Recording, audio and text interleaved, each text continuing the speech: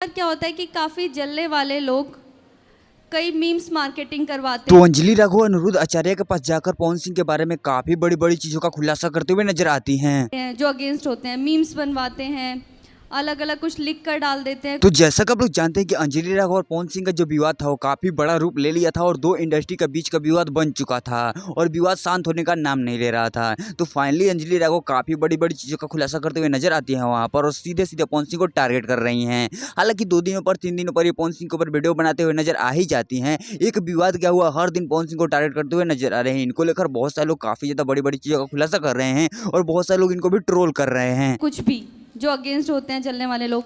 तो मेरा सवाल ये था कि तो फिर भी अंजलि राघव पवन सिंह को डेली टारगेट कर रही हैं और टारगेट करने से पीछे नहीं हट रही हैं। आए दिनों कोई ना कोई वीडियो में पवन सिंह के बारे में बोलते हुए नजर आ ही रही हैं। तो अंजलि राघव के बारे में आपका क्या ओपिनियन है, कमेंट करके जरूर बताइएगा। इनसे रिलेटेड अपडेट पाना चाहते हैं तो चैनल को सब्सक्राइब कर लीजिएगा। मिलूं किसी नए वीडियो में किसी नए टॉपिक के साथ, तब तक के लिए बाय।